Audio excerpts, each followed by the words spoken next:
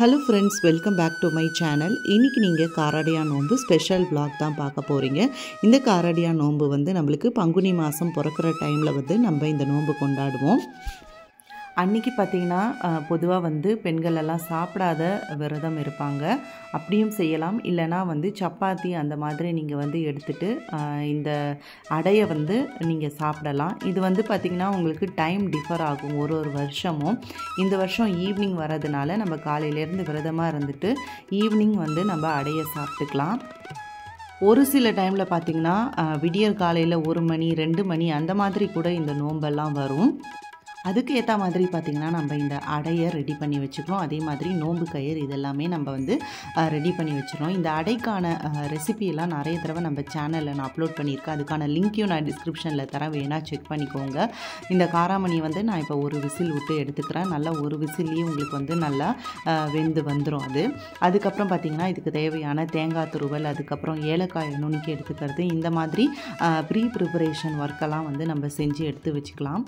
அடுத்ததாக பார்த்திங்கன்னா நான் வந்து பச்சரிசி தான் இன்றைக்கி எடுத்துக்க போகிறோம். 1.5 கப் அளவுக்கு வெள்ளை அடையும் 1.5 கப் அளவுக்கு பார்த்திங்கன்னா நான் வந்து கார அடையும் வந்து செய்ய போகிறேன். அதுக்காக பார்த்திங்கன்னா பச்சரிசி எடுத்து நல்லா 2 தடவை வாஷ் பண்ணிவிட்டு அதை வந்து ஒரு துணியில் இதை மாதிரி உலர்த்தி வச்சுருக்கேன். ஒரு அரை மணி நேரம் இது வந்து நல்லா உணர்ந்ததுக்கு அப்புறமா நம்ம மிக்சியில் போட்டு பொடிச்சு எடுத்துகிட்டு ஸ்வீட் அடைக்கு மட்டும் நான் இப்போ வந்து அதை வறுத்து எடுத்துக்கிறேன். ஸ்வீட் அடை அப்போ தான் வந்து உங்களுக்கு நல்லாயிருக்கும். இந்த மாதிரி நம்ம அரிசி வந்து அலம்பி உணர்த்தி பண்ணுறதுனால பார்த்திங்கன்னா உங்களுக்கு நல்லா சாஃப்டாக இருக்கும் அடை. அதனால தான் இப்படி பண்ணுறது. நிறைய பேர் வந்து அரிசி மாவுலேயும் இதை வந்து பண்ணுவாங்க. அதோட ரெசிபீஸ் எல்லாமே நான் வந்து சேனலில் போட்டிருக்கேன், செக் பண்ணி பாருங்கள்.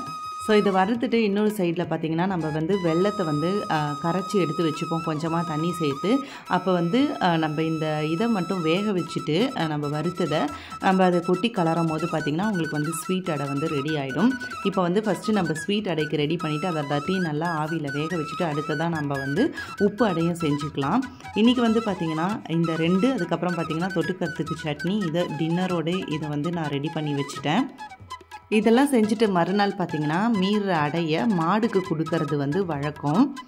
பசு மாட்டுக்கு வந்து நம்ம சாப்பிட்றதுக்கு கொடுக்கணும். இதை 1 கப்பு அரிசி மாவு எடுத்துட்டீங்க உடச்சல் அப்படின்னா அதுக்கு வந்து 2 கப் அளவுக்கு வெல்லம் சேர்த்திங்கன்னா உங்களுக்கு வந்து சுகர் நல்லாயிருக்கும். நீங்கள் இல்லைன்னா 1 கப்பு சேர்த்துட்டிங்க அப்படின்னா கம்மியான சுகர், அதாவது கம்மியான இனிப்பில் உங்களுக்கு கிடைக்கும். 1க்கு 1.25 2 அந்த மாதிரி எடுத்துட்டிங்கன்னா நல்லா இனிப்பாகவே உங்களுக்கு வந்து அடை வரும். இன்றைக்கி வந்து நான் 1க்கு 2 அப்படிங்கிற கணக்கில் தான் வந்து வெல்லம் சேர்த்துட்டேன். நல்லா இனிப்பாக டேஸ்ட்டாகவே இருந்தது அடை. அடுத்தது பார்த்திங்கன்னா உப்பு அடைக்கு வந்து உப்புமாக்கு தாளிக்கிற மாதிரி எல்லாமே தாளிச்சிட்டு நம்ம வந்து இந்த உடச்சி வச்சுருக்கிற அரிசியை வந்து இதில் சேர்த்து நல்லா வேக வச்சு எடுத்தோம் அப்படின்னா இதுவுமே ரெடி ஆகிடும்.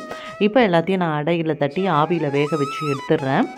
நல்லா ஆறுனதுக்கு அப்புறமா வந்து நம்ம கை பொறுக்கிற சூடில் இருக்கும் போது நம்ம அடையாக தட்டிக்கணும், இல்லைன்னா கை வந்து உங்களுக்கு கொதிச்சு போயிடும்.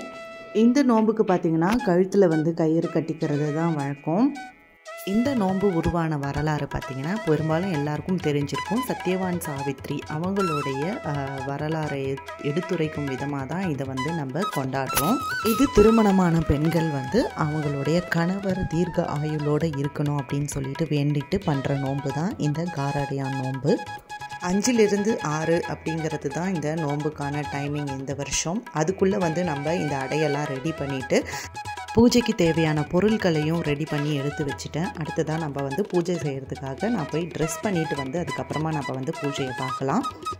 பொதுவாக வந்து நோன்பு பண்டிகை இந்த மாதிரிலாம் வந்ததுன்னா நம்ம வந்து புடவை கட்டிட்டு பூஜை பண்ணுறது ரொம்ப விசேஷம். அதுவும் இன்றைக்கி பார்த்திங்கன்னா காரடியா நோன்பு, அதனால் நான் வந்து மடிசார் புடவை தான் கட்டிகிட்டு இருக்கேன்.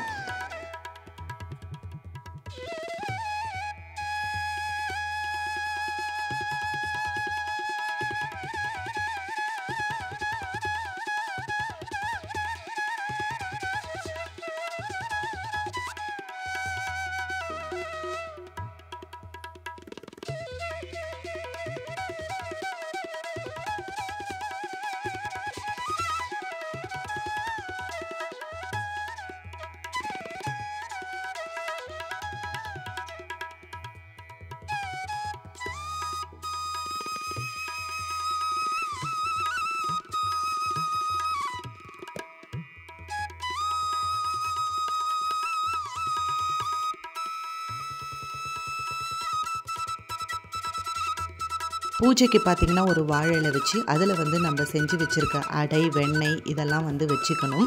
2 இலை போட்டிருக்கேன். ஒன்று வந்து பார்த்திங்கன்னா சுவாமிக்கு, இன்னொன்று வந்து நம்ம எடுத்து கயிறு கட்டிட்டு நம்ம சாப்பிட்றதுக்கான இலை அது.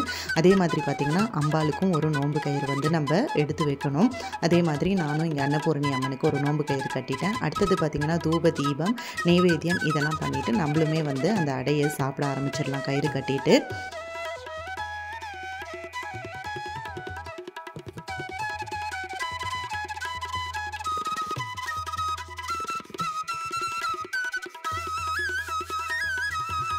இப்படி தான் இந்த வருஷம் என்னோட காரடையான் நோன்பு முடிஞ்சிட்டு. இந்த வீடியோ பிடிச்சிருந்தா மறக்காம நம்ம சேனலை லைக், ஷேர் அண்ட் சப்ஸ்கிரைப் பண்ணிக்கோங்க.